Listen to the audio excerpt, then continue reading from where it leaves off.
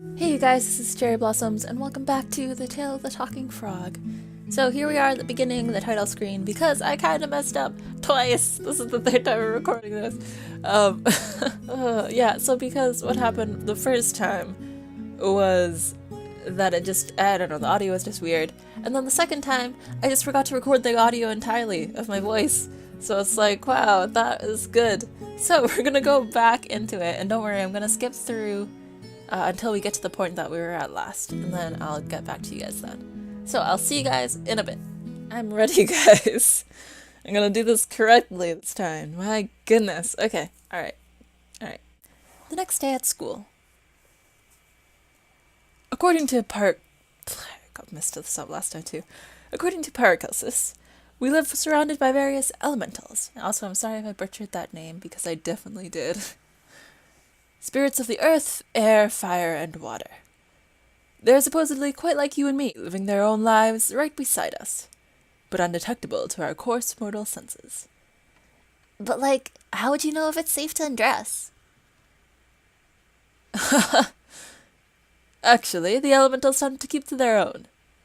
They have their own work to attend to, after all. Just like you and I. It's been said the activities of the elemental spirits are what keep the natural world in balance, if you believe in that sort of thing. Tomorrow we'll continue our investigation into classical mysteries. Cheerio! I still love saying that. That is so fun. Excuse me, Professor Lorian? What can I do for you, Miss Cherry? I was wondering, it's a silly thing, really. But in your extensive studies, have you ever read about pearls, Professor? Pearls, you ask? Well, they're valued the world over for their beauty and rarity, of course. Symbolically, they can represent virtue, thus the expression pearls of wisdom. The ancient people of India believed pearl powder had healing properties. Is this of any use to you? Well, do pearls break very often? Break? I don't think so. I see. Well, thank you, Professor. Miss Cherry, wait. Do you think you could stay a moment longer? Yeah, sure. Also, just for a note, this now brings us off onto the not the best route. So basically, choosing that option instead of just being like, nah, I have to go, Professor, makes it so that we can't get the best ending. But this is still a good ending, though, because I wanted to show you guys this one first, because it was the one that I finished first. So, yeah. Of course, Professor. Capital. I have a riddle especially for you. Ready? Here goes. 2 men walked a circular path. One was tall and thin, one stout and fat. The tall man raced a mile a minute, but the stout man's heart just didn't seem to be in it. The tall man laughed at the stout man, fairly put him to shame, and yet the distance they travelled was truly the same. Well, what do you think? What does this poem represent? So this actually took me quite a while to figure out the first time, even though I usually think that I'm pretty good at riddles. But yeah, so the answer is clock, and I can't believe I didn't know that the first time. It makes so much sense. But whatever. Bravo! Yes, you got it. The 2 men, one short, one tall, represent the hands of a clock. Even though the minute hand moves faster than the hour hand, once they lap each other around the track, they both have moved the same distance, through time, not space. Very good. I would expect nothing less from my favorite pupil. Ooh, we're his favorite pupil. Wow. I'm home, Papa. Welcome home. Welcome home, my child. How were your lessons today? Very good. Do you have a moment to spare? Always, for my dear Cherry. Cherry told her father about the shattered pearl she discovered while helping Mr. Frog and his intriguing explanation of it. He listened carefully and ruminated at length before answering. Well, it stands to reason that since our friend is no ordinary amphibian, his pearl is no ordinary gemstone. It seems the only thing to do is to find the missing half. If we could make this pearl whole again, we could start from there. Cherry thought to herself that although her father could drive her to distraction with his eccentricity, he also had a very logical approach to problem solving. Over the next few weeks, Cherry spent every second she could spare researching pearls. saltwater pearls, freshwater pearls, pearl powder, and medicinal pearl compresses. Or compresses. There we go. But of course she uncovered nothing that seemed even close to promising. The closest thing to a lead that she had was simply the advice of her father. So she decided to Oh, right, last time we did this, we did some educational stuff, so apparently that is a brooch, just like it looks like it's spelled. And it means to raise a sensitive or difficult subject for discussion. Wow. Learning learning great things with Cherry today. But anyways, let's continue. So she decided to broach a sensitive topic with the very friend that she was so intent on saving.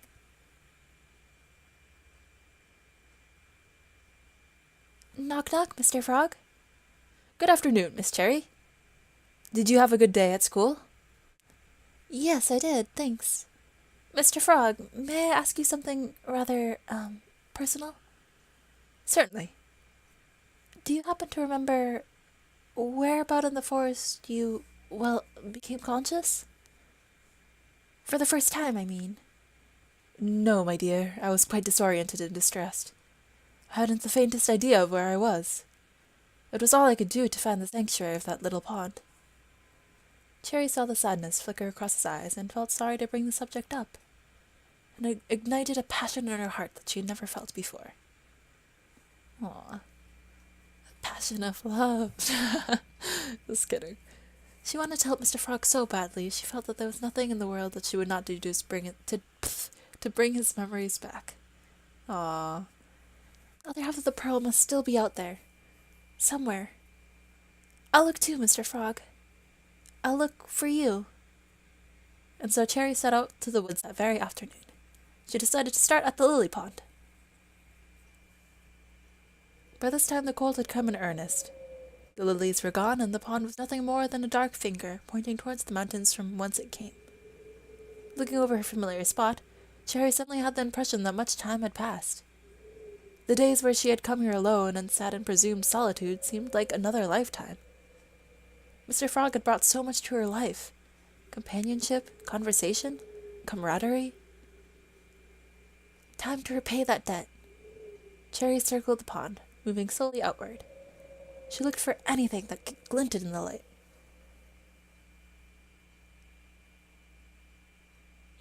Before long, the sun sank low into a lavender sky, and Cherry knew she should head back home. But still, she walked and searched, thinking that she would just go on just a little longer. As the day ended with a rush of amber and rose in the west, diamond dust began to fall. The first snow of the season. But still, she pressed on. It was truly cold now. It cut like a knife through her light autumn jacket. She walked on as if in a trance, her eyes glued to the ground. She felt sure that just a few more yards would yield that glowing half-orb. Darkness fell, and Cherry had to rely on the electric torch that she had taken with her. When at last she looked up, Cherry's house was not in sight. She had always used the towering mansion to orient herself in the woods. It's so cold. Oh, what have I done? Achoo! Cherry tried to keep walking, hoping that she was moving towards home, or at least towards civilization. The cold made her limbs ache. Cherry realized that she was in a deep, ancient part of the forest. Only towering old-growth evergreens accompanied her in here. The moon had risen, and its silvery light filtered through their branches, lighting the fallen snow with an eerie incandescence. At last, she had to rest. The snow flurries seemed to dance before her eyes. On the wind, she caught snatches of conversation, musical voices, laughing. Laughing at her?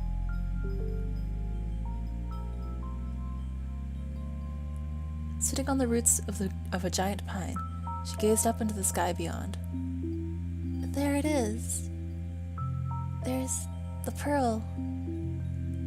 If I could just reach just a little further. Dear.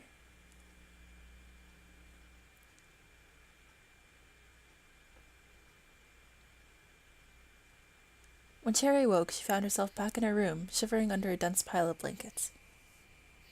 How do you feel? So cold. The doctor had to keep you in a bath of ice water to break your fever. You had us worried for a while. I was in the forest. I got lost. Cherry, what in the world possessed you to do it? You could have died. I wanted to find your pearl so badly. I thought that maybe... I'm sorry, Mr. Frog. I'm so sorry you couldn't find it. Miss Cherry, if the missing piece were out there, you would have found it. Your intentions were so pure, I'm sure the pearl fragment would have come to you. When one focuses their entire being on something, it never fails to appear. That is the nature of the heart. So wherever that fragment may be, I now know it is not in the forest. Mr. Frog, Cherry, my dear Cherry, at last you've regained your senses. Are you in any discomfort, child? No, Papa. Cherry, do you have any idea how abysmally foolish your actions were? Papa, Yes, I know you wanted to find your friend's lost artifact, correct? I could infer that much. But why you saw it fit to risk life and limb to search for it in the dead of winter's night? That is the part I'm still waiting to hear explained, young lady. Oh, Papa, I didn't mean to stay out so late. I just lost track of, well, everything. I'll say you did. If it weren't for this good fellow here, you would have perished in the forest. Mr. Frog, you found me? Oh, I love those animations. Well, I trust I don't have to stress to you the danger for your lapse in judgment. You've suffered enough as it is, I'd say. Oh, Cherry, I was so desperately worried. To think that I almost lost you, too. I'm sorry, Papa. I'll be more careful, I promise.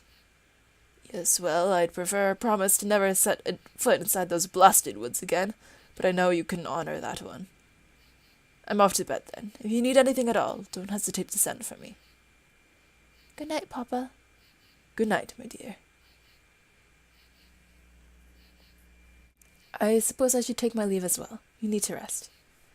Good night, Miss Cherry. Wait.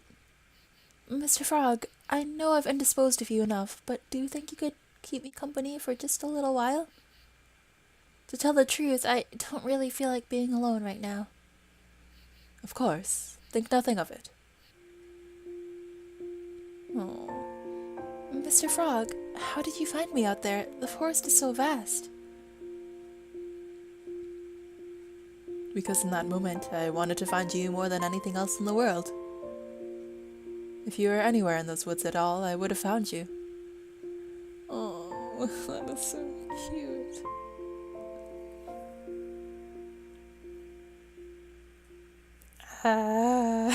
This is so adorable. Okay, so that fell the night Cherry got lost in the woods never melted.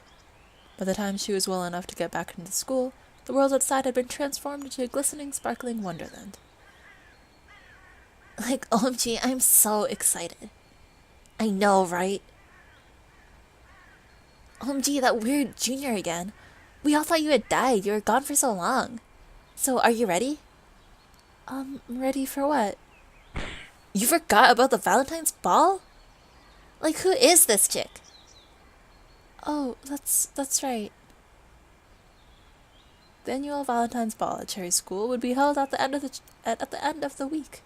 The dance was a major social event for the entire school. Cherry knew that her classmates must have been buzzing with excitement. There would be much flirting, plenty of gossiping, girls batting their eyelashes at the boys they would ask them. And Cherry found that she was interested in none of it. She would have much preferred to sit by the fire with Mr. Frog, telling ghost stories and roasting chestnuts.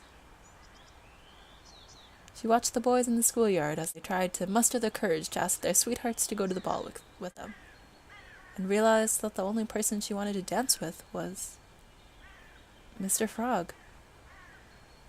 Oh no, what am I thinking?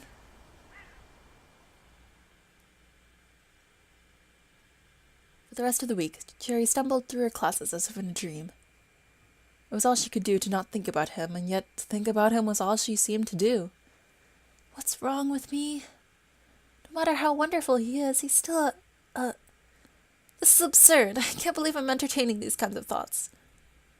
When classmates and teachers inquired as to her odd mood, she claimed to still be feeling the effects of her recent bout of illness, rather.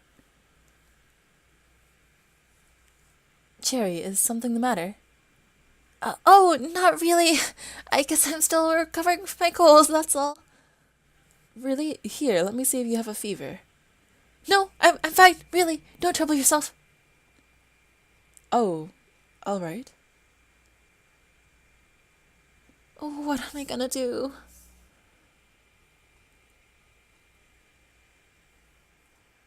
Cherry. Oh, Mr. Frog, what are you doing up at this hour? I could ask the same of you. Can't sleep? I just can't seem to make my thoughts be silent. What's on your mind? Cherry, I know something's been bothering you. Won't you tell me? I can't. You know you can trust me. Please. Well, it kind of has to do with this dance that's happening at school. Go on. Well, I mean, I want to invite someone, but I can't. Why not? I just can't. Because you're afraid? Well, yes, I suppose that is the sum of it. I'm a coward. I wish I had the courage to be honest about what I want. But I don't, not even with myself. Cherry, listen to me. Listen well. Courage is not the absence of fear. It is the act of overcoming it. You don't need to be any stronger or braver than you are right now. Just do what you feel you must. Do it even if you are afraid. Oh. Well, I think I'd better get to bed now. Yes, me too. Good night, Mr. Frog.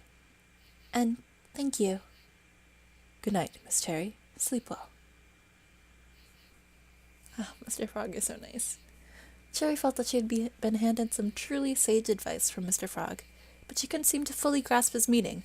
Nonetheless, his words filled her with the peace of watching lilies blossom in the water. She slept very well that night. The next evening was the much-anticipated ball. Mechanically, she dressed and prepared, still thinking about what Mr. Frog had said. Alright, so actually I'm jumping back into this a couple of days later because there was an issue before. So hopefully, if it sounds, or rather so it sounds a little bit different, then you'll know it's because this is a completely different day. Wow, ha ha ha. Okay, continuing. At our school, the ballroom had already been lavishly decorated for the occasion. Couples whirled on the floor, flirted along the sidelines, and it all seemed perfectly choreographed to the music. But Cherry lingered in the entryway, unmoved by the scene. I know I couldn't have brought him here.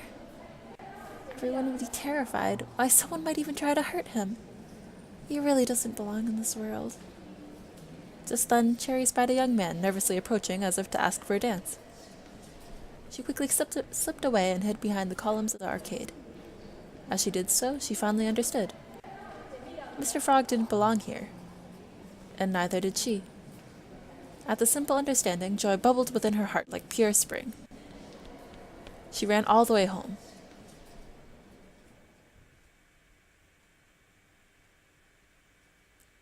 Mr. Frog, may I come in? I thought you'd still be at the ball, Cherry. Why, you're out of breath. That's because I ran here as fast as I could. Mr. Frog, I left the ball because I have to tell you... Wait, what's all this? Bags and suitcases were lying on the floor in various stages of being packed. I've decided to do some traveling. Traveling? But why? Why now? This is so sudden. Cherry, last night I talked to you about having courage, but I realized that I haven't been following my own advice. I've been staying here out of fear of the outside world. I convinced myself that I couldn't survive out of my pond, but my stay here has shown me that that's not true. Wherever the secrets to my past are, they're not here. I have to try and find them. I have to move forward. Your father has kindly provided me with some supplies for my journey, as you see. But you weren't even going to say goodbye? This past season has been more wonderful than words can say. My life was so small before, and the change was all thanks to you. I didn't know how to say goodbye to you, my dear. Cherry found that words failed her. No sooner had she come to understand what a heart was for than it was broken. Cherry, why did you come back? You said that you had something to tell me. Should she tell him? Now, when it's too late? But it's not too late. I wanted to tell you that I'm finally ready to follow your advice. Mr. Frog, the truth is that when I went to the dance, I came to realize that I only wanted to be back here with you. Cherry. I realized that I didn't want to be there, that I don't truly belong there. Mr. Frog, all my life I've just accepted what was put before me. Papa always gave me the best of everything, but I didn't want to be ungrateful. I never asked myself if I wanted to do something else or be somewhere else. And I was never really happy, not until I became friends with you. I was so used to following the crowd, it didn't even dawn on me that I didn't have to go to that blasted dance. I thought I wished that you would go there with me, but now I see that I truly wished to stay with you. Cherry, thank you. I won't ask you to stay, although I want to. I want you to find your memories, more than anything. I'm just not sure what I'll do without you. Then come with me. What? Come with me. You and I want the same thing, really. We want to find out who we truly are. Since we're traveling the same path, why not go hand in hand?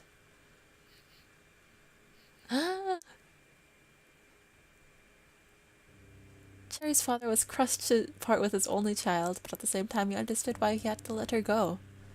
In his heart he felt so proud to have raised such an honest, courageous daughter, that he cried for the first time since the day his wife passed away. So Cherry and Mr. Frog set off for the world together. Isn't this cute? They had many adventures.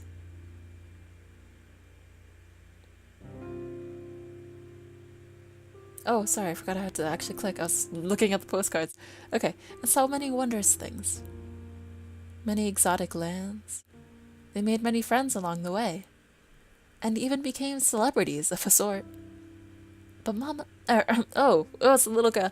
But Mama, what about the pearl? Did they find the missing piece? No, sweetie. But they found many other pearls. Or many other pearls. Pearls of wisdom, kindness, and love. And they strung those pearls together to make a beautiful string, which bound them closer and closer, forever and ever. The end. Isn't that cute? Oh my gosh. See, that's why I thought that was a true ending, because it was adorable. And it was like, they're just happy together, traveling the world, finding who they really are, even though Mr. Frog couldn't really find out anything about his past, you guys still got to spend your lives together. And I thought that was really, really cute. And plus I figured it would be more like, sure, he may be a frog or whatever, but he's still a person on the inside or something like that, But either way, I'm really glad that we finally got through that. This took a lot longer than I thought it would, unfortunately, because I haven't had a lot of time recently to record. But either way, I hope you guys enjoyed that. Sorry if the voices changed a bit. I am not exactly sure what I did last time. I'm pretty sure I did something like that. And yeah, so just thank you guys so much for watching. I hope you guys liked this first part. So next time we'll go through the best ending. And if you guys want, I can also go through the bad ending, but it's not that interesting. It's just like, oh no, Mr. Frog, I can't tell you my real feelings, so I'm just gonna let you go and be sad. But either way, I hope you guys enjoyed. Or rather, thank you guys so much for watching. I hope you guys enjoyed. And I'll see you guys next time. Bye!